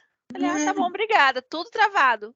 Não, eu e entrei no dinheiro carro em e fui espécie pro outro também McDonald's mais, né? em outro bairro, porque não tinha como pedir. Eu simplesmente fui embora. Então, assim, realmente a gente às vezes fica refém da tecnologia. E as empresas precisam estar muito atentas a isso, gente. Eu acho que a Unimed é uma que se mantém muito com esse foco, sabe? De cuidar do cliente, pelo menos em todos os processos que eu trabalho. Inclusive, eu estou num projeto que a gente está mexendo na URA já tem algum tempo. E a gente tem um parceiro que quer empurrar o cliente para ficar lá dando volta na URA e a gente fala, não, meu cliente tem que ser atendido se ele quiser. Obrigado, Marjorie. O serviço tem que estar disponível. Mas se ele quiser, ele vai falar com o atendente, sim. Não tem desligar a ligação aqui, não. Quer falar? Aperta o 9, fica aí na fila, que infelizmente tem. Mas ele vai ser atendido, sim. Eu acho que a gente ainda preza muito, graças a Deus, a gente tem esse olhar e preza muito por isso. Porque em algumas empresas isso tem ficado esquecido e é um ponto muito importante. Esse novo recurso é insuportável. Que você liga e ele já te mostra uma tela. Interrompe a ligação e mostra uma tela, sabe? Pelo amor de Deus, senhora, gente. Até pra gente é horrível, imagina. Né? Então, assim, aqui é óbvio, é um desafio mais para a nossa geração que está no mercado de trabalho, tá, gente? Porque eu me coloco no lugar dessas pessoas com mais idade, porque vai chegar a minha vez. Se eu tô cansada hoje, se tem assuntos que eu não consigo acompanhar hoje, imagina quando eu estiver mais velha, de tanta informação que despejam na gente, de tanta novidade. Aqui é bem... não aguenta, né? Não. Aqui é bem para gente que tá aí no mercado de trabalho, sabe, ativo. Porque vai chegar uma hora também que é humanamente impossível, né? A gente se mantém ativo, óbvio, mas não vai dar para assimilar isso tudo que a gente assimila hoje. Vamos para o 5º e último desafio, então. Medir resultados com base em ativos intangíveis. É tudo que a gente falou aqui, né? A gente falou de valores, a gente falou de crença, a gente falou de acesso à informação, de como vai usar aquela informação, que influência que aquilo tem, principalmente lá nos jovens que ainda não têm os valores tão enraizados como uma galera que já tem uma determinada idade. Vocês enxergam também como um desafio? Como é que a gente vai medir isso tudo? Se está indo para o bem, para o mal, como organização? Se esses ativos todos intangíveis, né, lá, o que o cliente acha da nossa empresa, do nosso serviço, se a gente pode ser, acho que mais, no caso aqui que a gente estava falando sobre tecnologia, se a gente pode ser mais acessível para quem ainda não tem tanto conhecimento em tecnologia, né? Vocês enxergam isso também como um super desafio? Sim, sim. Porque certos movimentos são inevitáveis, né, tecnológicos, mas você ter essa preocupação sempre e esse cuidado é um desafio mesmo. Uma coisa que a gente já faz, né, há um tempo, por exemplo, a questão de opinião, né, opinião do cliente. O que a gente faz? A gente pega por volume, né? A gente entrevista um monte de gente, ou então faz um questionário, faz alguma coisa assim, você pega por volume e acaba assumindo que aquilo vai te levar para alguma coisa, né? Mais ou menos nessa linha, né? Porque é uma coisa que opinião, ou sentimento, ou experiência, É complicado. intangível, né? É difícil mesmo mensurar. É bem por aí. Acho que é deixar isso sempre no radar e ouvir e conseguir aplicar melhorias em cima daquilo que a gente conseguiu medir, né? Porque tem coisas que a gente vai conseguir medir, tem coisas que a gente não vai nem conseguir medir, aí é mais difícil ainda. Mas o que a gente consegue medir é também ter esse pensamento de o que eu faço agora com esse dado, com essa informação que eu mensurei aqui? Consigo usar isso para melhorar meu serviço, melhorar a reputação da minha empresa, melhorar como eu me posiciono no mercado? Mas é um desafio, né? Ter esse pensamento contínuo, ele não pode morrer, ele não pode acabar, não pode ser feito de vez em quando. De 6 em 6 meses eu mensuro aqui se tá bom. Não, tem que ser sempre. E tem que ter, né? Rodar ali um PDCA. Mensurei o que eu posso melhorar, melhorei, ficou bom, vou rever, né? Vou ver de novo e ir rodando os ciclos. Pois é, Marjorie, e sempre esvaziando a nossa xícara do conhecimento, né? Porque muitas pessoas acham que sabem muita coisa, que lê muito, que acompanham filósofos que são assim, que são assado, mas perdem um pouco a sensibilidade em outros campos. Então, acho que esvaziar nossa xícara do conhecimento para dar espaço para outros conhecimentos, às vezes mais simples, mas que vai te ajudar de alguma forma a ter uma sensibilidade de um lado e você aplicar a tua técnica, mas de repente esse outro lado que te faltava, acho que é extremamente importante até para fazer esses ciclos de análise, senão a gente vai ficar errando nos mesmos pontos, né? Tem tudo a ver com esse próximo slide aqui. Aqui, né, eu trago para vocês, a gestão do conhecimento nunca foi tão necessária para a gente gerir isso tudo, mas o que eu estou falando é esse aqui, ó. Habilidades do futuro. Será que são habilidades do futuro mesmo? O que a Karina acabou de falar para mim é inteligência emocional aí muito ligada a isso. Pensamento crítico também, né? Para mim, não são nem habilidades do futuro mais, são habilidades que a gente tem que exercitar agora para cada dia mais melhorar, né? Algumas habilidades aqui são intangíveis e mensuráveis, né? Como a gente vai mensurar um pensamento crítico? Não dá.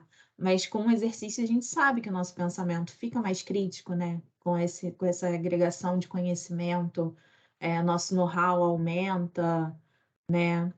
E a gente consegue exercitar, ter esse pensamento crítico e tudo. Então, solução de problemas complexos é praticamente nosso dia a dia, né? Na verdade, a gente recebe um salário aqui, não é para sentar aqui e ficar disponível e trabalhar, para resolver o problema.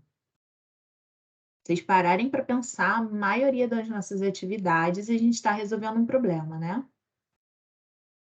Pensamento crítico, super necessário para solucionar os problemas, para trazer questionamentos e alcançar até boas soluções através desse pensamento crítico, né?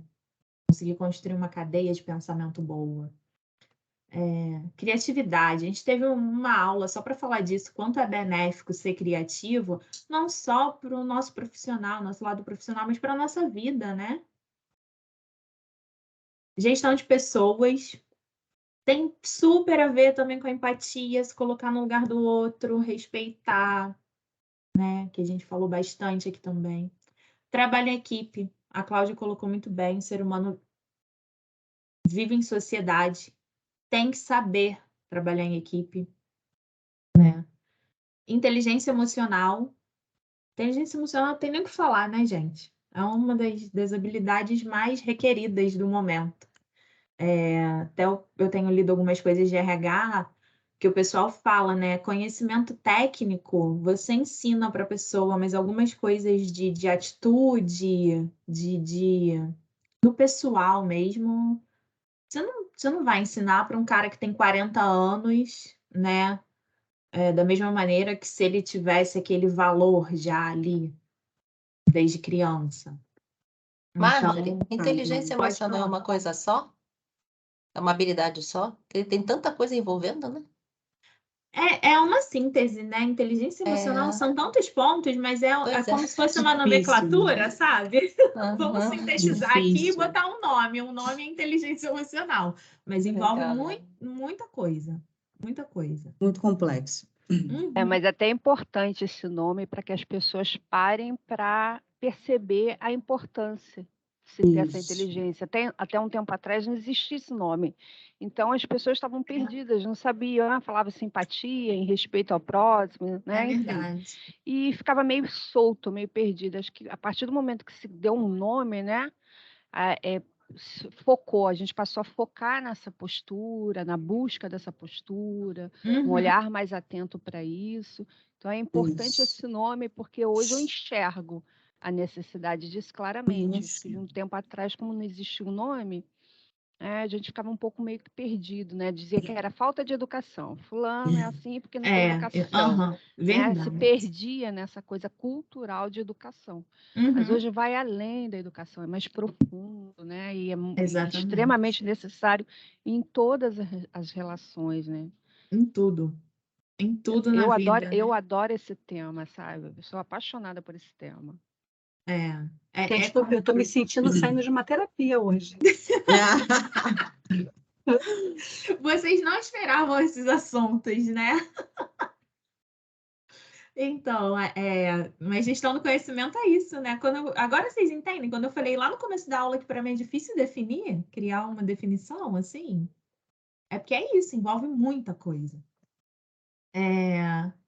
Tomada de decisão importante, saber ali que linha que você vai seguir, qual pensamento. Aí tem muito a ver com pensamento crítico, né? Para chegar a tomar uma decisão. Orientação a serviço, aqui é bem voltado para o empresarial, carreira mesmo, né? A gente ser orientado ao serviço que a gente quer garantir, entregar. Negociação para tudo na vida, né, gente?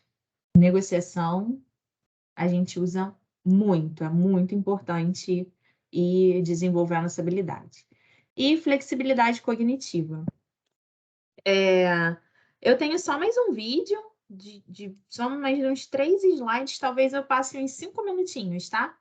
Mas é que eu queria muito compartilhar com vocês. Inclusive, nem agora, primeiro tem mais um slide. Isso tudo aqui que a gente discutiu é para falar que a gestão do conhecimento, ela está evoluindo, né? Você vê que a gente sai lá dos primórdios mesmo e vai parar na pessoa em frente ao computador, usando tecnologia. Fico curiosa para a próxima imagem, Marjorie. Eu estou muito curiosa. Que imagem é essa depois do cara no computador? Vai ser um vai robô. ser a Sofia. Um robô? Vai ser a Sofia. Vai ser um robô que a gente vai vestir, sei lá, tipo Homem de Ferro. Vai ser um negócio assim, a próxima. Eu não lembro onde eu vi. mas foi semana passada, tem uma imagem, né? Não sei se foi no jornal, não sei se foi algum vídeo falando como a gente vai pescoço, ficar. como vão ser as próximas gerações. Eu vi também, o formato do pescoço, Sério? a mão, tipo igual antigamente era tipo, os braços, né, do Homo sapiens era tipo um macaco, né? E aí agora vai ser o pescoço todo deformado para frente, porque a nossa postura está cada vez mais para frente. E os dedos? Os braços, os dedos. Os dedos. Horrível, horrível. Agora, por que sem cabelo, gente? Eu não entendi. E eu já naturalmente aqui me ajeitando na cadeira, tá? Que eu tava curvado. Eu fazendo meu alongamento, meu shiatsu. Eu já não quis nem ler a reportagem toda, eu fiquei tão impactada. Que é bem bizarro. Mas assim, é o reflexo do que a gente já, do formato que a gente já está tomando hoje, né? Verdade. Onde foi a matéria, gente, por favor? Eu não lembro onde eu vi, mas eu vi. E mandar para vocês, porque eu vi no Instagram. Alguém que compartilhou. Eu procuro e mando para vocês. Boto lá no nosso grupo no Workplace. Tá, eu vi no Instagram, mas é assustador, tá? Deus me livre. É horrível. Então, aqui também, bastante coisa do que a gente falou, né? Só que, como até a gente acabou de falar, inteligência emocional, depois que foi criado o termo, a gente começa a ter um olhar mais cuidadoso para isso. Aqui são diversos termos ligados bastante à tecnologia também, mas que são muito usados como práticas, algumas metodologias, e são muito ligados à gestão do conhecimento, né? A gente tem aqui Machine Learning, que é o aprendizado na máquina, inteligência artificial, uma está linkada à outra, né? Internet das coisas. Internet das coisas são coisas que a gente automatiza, né? Objetos. Tem já robô aspirador que está conectado à internet, faz o mapeamento da nossa casa, aspira lá no horário que a gente definiu, o cômodo que a gente quer que ele aspire, né? O smartwatch, que muita gente já tem, que também é uma coisa que já está mais acessível. Ele é um bom exemplo de internet das coisas também. Design Thinking, que é uma metodologia ativa. Open Data, Big Data, voltado para essa questão dos dados estarem disponíveis para consulta, né? E aí algumas leis, como a Lei da Transparência aqui no Brasil, vem fazer com que isso ganhe força, né? Ter os dados abertos. Lifelong Learning, que é estudar ao longo da vida, nunca parar de estudar. Então, aqui eu trago essas nomenclaturas de coisas que a gente falou ao longo desse encontro todo. Tranquilo aqui, pessoal? Algum vocês não conhecem? Tá de boa? Esse crowdsourcing é o quê? Ah, tem uma cola aqui. Tá. É quando as pessoas se reúnem para trocar conhecimento para resolver algum problema. É nesse sentido de se reunir mesmo. E faz aí, um brainstorm, então. Só que, geralmente, a gente faz brainstorm com pessoas que a gente conhece, né? E no conceito desse daqui, é pessoas aleatórias, com conhecimentos aleatórios, se juntarem para resolver problemas. Terem essa disposição de resolver problemas. Tipo o projeto, líderes de processo. Sim, bem parecido com a gente mesmo, verdade. Mais algum, pessoal, que não conhece? Então, tranquilo, vou passar aqui, que agora é o vídeo que eu falei com vocês. Só esqueci o som de novo, né, para variar. Jéssica já botou ali o link da imagem, é aterrorizante. Gente, quero nem ver isso. Não quero ver de novo, quero esquecer. Volátil, incerto, complexo e ambíguo. O mundo atual é VUCA e isso afeta tanto as organizações quanto a sua carreira. Você entende o que é VUCA?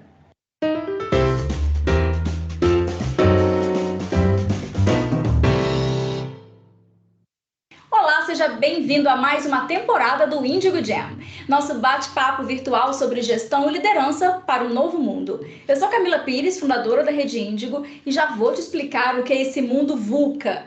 Mas antes, eu quero saber o que você tem feito para se preparar para essa mudança de era em que estamos vivendo.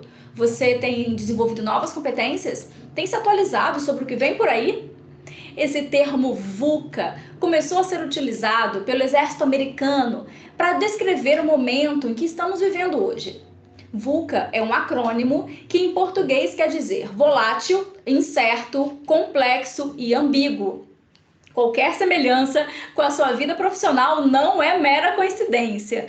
Tanto é que o termo foi incorporado ao vocabulário corporativo quando os gestores começaram a perceber que o planejamento estratégico tradicional não estava mais dando conta de prever os cenários prováveis. E essa sensação de caos e de imprevisibilidade não é novidade não. O termo veio à tona na década de 90, na mesma época em que surgiram os primeiros estudos sobre gestão do conhecimento. E se hoje o futuro é uma nuvem cinza, os teóricos de 20 anos atrás acertaram na mosca. Vamos entender melhor, então, o que quer dizer VUCA e o que você precisa fazer para estar mais preparado para esse novo contexto. O mundo está sendo considerado volátil porque as mudanças têm sido cada vez mais rápidas e constantes. Mesmo que a gente tenha muita informação e muito conhecimento disponível hoje em dia, o desafio maior é ter resiliência para lidar com essas mudanças. É preciso reconhecer um novo cenário e se adaptar a ele e logo depois mudar tudo de novo. O aspecto de incerteza tem a ver com o fato de, apesar de a gente conseguir prever as causas e os efeitos das mudanças, é impossível antecipar o impacto delas. Nesse caso, o desafio é ter flexibilidade para aprender continuamente. É importante nos mantermos sempre atualizados para termos um bom repertório e opções de recursos para lidarmos com os impactos quando for necessário. A complexidade é gerada principalmente pela interconexão, porque o mundo interconectado tem muito mais variáveis e é impossível conhecer a todas as possibilidades antes de tomar as decisões. Neste caso, o desafio é a multidisciplinariedade. Tanto individualmente, quando nós mesmos buscamos entender de assuntos variados, quanto coletivamente, para que diferentes modelos mentais juntos busquem enxergar soluções mais completas para dar conta dessa complexidade. E a ambiguidade é a falta de clareza. Como não existe um histórico para nos inspirarmos, para nos basearmos, lidamos com situações completamente novas e desconhecidas. O desafio é ter coragem, porque é experimentando e nos permitindo errar que nós podemos encontrar novas soluções para os novos problemas. Então, eu acredito que somente os profissionais que estiverem abertos a ser mais resilientes, flexíveis, multidisciplinares e corajosos é que conseguirão se adaptar a essa nova realidade de forma menos traumática. O mesmo vale para as organizações. E nesse sentido, Peter Senge, autor da Quinta Disciplina e criador do conceito de organizações que aprendem, disse muito sabiamente que a capacidade de aprender contínua e rapidamente é a única vantagem competitiva sustentável. E isso foi em 1990.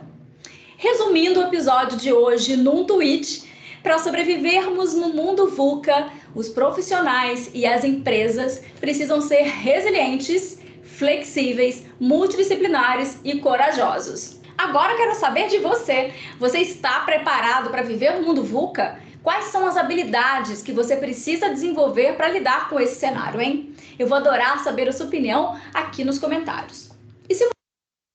Eita. E aí, pessoal? Vocês estão preparados para viver no mundo VUCA? A gente já vive. Tá com medo, vai com medo mesmo. Na muvuca. A gente já vive na VUCA exatamente. E na muvuca. Na muvuca. Estamos aí levando chicotadas, mas... Acho que ela sintetizou bem tudo que a gente conversou aqui, né? Ela só organizou nosso pensamento para fazer um fechamento, assim.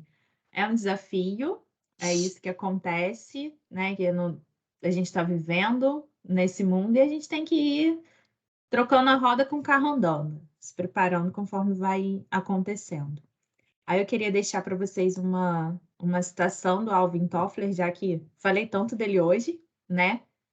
Que para mim, traduz muita coisa, que é: o analfabeto do século XXI não será aquele que não consegue ler e escrever, mas aquele que não consegue aprender, desaprender e reaprender. Então, é esse o nosso desafio. Fato. Né? Total. É isso, pessoal. Muito obrigada pela participação. Até quinta. Espero vocês, tá? Obrigado, Marjorie. Foi muito bom. Obrigada. Tchau, obrigada. Tchau, até Obrigada, quinta. obrigada. Tchau, Parabéns, foi ótimo. Foi ótimo.